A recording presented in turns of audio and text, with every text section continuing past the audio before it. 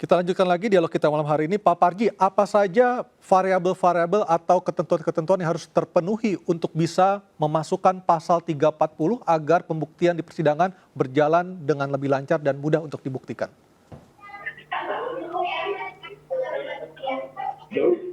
Halo Pak Parji.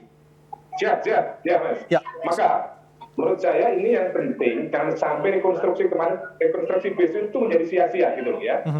Kalau kerja kemudian rekonstruksi itu ya mengungkap terjadinya sebuah pembunuhan, tetapi kemudian tidak mampu membuat terang benderang tentang pembunuhan berencana, maka menjadi tidak memiliki relevansi secara optimal. Karena kalau kita bicara tentang pembunuhan itu sudah terang benderang terjadi, ya sudah ada nyawa yang melayang kan itu. Tetapi yang belum terang benderang itu adalah tentang perencanaan itu. Sehingga nanti bisa dikenakan pasal 340 ya, dan juga kemudian bisa mengungkap motifnya, bisa kemudian menangkap motifnya meskipun tidak tertuang secara eksplisit melalui pengakuan para pihak, para tersangka situ. Tetapi dengan rekonstruksi tadi itu, para penyidik bisa mengambil sebuah pendapat, pandangan, oh ini sebetulnya motif sejatinya, tidak kemudian mendasarkan pada pengakuan yang bersangkutan atau pada alibi yang bersangkutan. Jadi ada dua urgensi menurut saya yang penting dalam konteks rekonstruksi, sehingga tidak sekedar menambah kebisingan, menambah ke proses ini menjadi semakin riuh gitu. Yaitu pertama adalah membuktikan adanya pembunuhan berencana, perencanaannya itu di mana. Kemudian yang kedua adalah mampu menangkap secara objektif, secara faktual tentang motifnya, dan kemudian mampu mengkonfrontasi tentang motif yang diuraikan oleh para tersangka yang lainnya. Dengan demikian, maka kemudian akan diuraikan anatominya menjadi sebuah rangkaian perkara yang sistematis yang kemudian bisa dibuktikan di dalam persidangan nanti. Persidangan nanti akan bisa dibuktikan ketika jelas lokusnya, jelas tempusnya, dukungan alat buktinya, pemenuhan unsur-unsurnya, itu akan mudah dalam persidangan. Misalnya, unsur-unsur pembunuhan berencana itu yang harus dibuktikan, Mas Aryo. Baik, saya ke Pak Halius. Pak Halius, sekarang beban pembuktian ketika nanti sudah masuk ke pengadilan adalah berada di pundak jaksa, berada di Korps Adiaksa. Bagaimana Pak Halius bisa membantu untuk meyakinkan masyarakat agar jaksa-jaksa yang nanti bertugas, ada 30 orang jaksa ini, bisa memenuhi rasa keadilan dari masyarakat untuk bisa membuktikan yang menjadi tanda tanya sampai saat ini, karena motif aslinya atau motif awalnya sendiri pun juga masih dalam proses penyidikan. Sementara barang bukti yang ada pun juga sudah ada yang dimanipulasi. Silakan Pak Halius. Saya melihat sejak awal keseriusan Kejaksaan Agung dalam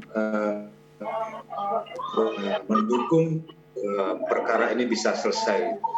Pertama, Jaksa Agung sudah menetapkan 30 orang jaksa peneliti yang semuanya saya kira senior yang sudah berpengalaman dalam penelitian berkas perkara.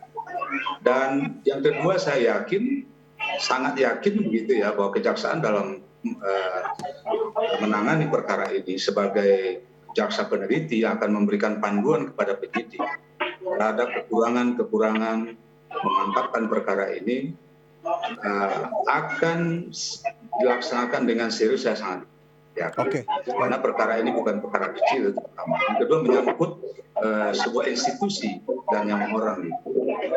Saya lihat rekonstruksi dari perkara ini itu hanya bagian pendukung daripada pembuktian suatu perkara, rekonstruksi, sehingga sebuah uraian daripada berita acara, keterangan saksi, keterangan terdakwa, alat bukti lainnya, itu yang direkonstruksi menjadi satu rangkaian perbuatan secara nyata yang bisa dilihat secara nyata dan akan menjadi bagian penting nantinya dalam rangka jaksa membawa perkara itu, membuktikan perkara di persidangan. Baik. Kita memang melihat ya tidak gampang membuktikan satu perencanaan. Tapi perencanaan ini yang saya lihat perencanaan yang bukan tidak dilakukan dalam tempo waktu yang lama. Ada waktu yang singkat gitu ya. Sehingga ada kesepakatan, persekongkolan dari beberapa orang yang sekarang ada 5 orang tersangka ini untuk melakukan satu perbuatan pembunuhan. Nah, kita melihat memang agak sulit karena semua orang yang terlibat dalam rekonstruksi itu adalah mereka-mereka yang ada dalam satu poros gitu. Yang mereka notabene adalah bekas anak buahnya Pak Irjen Sambo. Tentu secara psikis, secara psikologis ini akan sangat berpengaruh terhadap mereka. Ada sungkan, ada takut dan sebagainya. Namun ini tentu ada kepiawaian daripada penyidik nanti bagaimana mereka merekonstruksinya sehingga menjadi satu rangkaian cerita bahwa memang benar telah terjadi satu perencanaan yang dilakukan oleh mereka. Siapa yang merencanakan, bagaimana bentuk pelaksanaan perencanaan itu dilakukan, siapa eksekutornya gitu, dan bagaimana cara-cara mereka melakukan pembunuhan itu. Itu semua akan tergambar dalam satu rekonstruksi. Baik, kalau tidak tergambar seperti itu, saya setuju dengan Pak Yo tadi bahwa tak akan sia-sialah kita membawa perkara. Baik, Pak Halius, terima kasih. Pak Arif, saya yakin sekali bahwa kehati-hatian jaksa di dalam melakukan penelitian perkara ini dapat kita andalkan gitu ya, dan itu tentu akan membawa satu perkara ke pengadilan sehingga pembuktian di pengadilan. Kemudian yang ketiga catatan saya, siapapun yang berbohong di dalam berkas perkara ini itu tidak mudah kebohongan itu dipertahankan nanti di persidangan. Baik, kita akan melihat pemberkasan perkara, keterangan saksi, keterangan terdakwa itu hanya sekedar membawa perkara itu ke persidangan, hanya sekedar menjadi acuan bagi jaksa, menjadi acuan bagi hakim untuk membuka perkara itu selebar-lebarnya, seluas-luasnya di persidangan.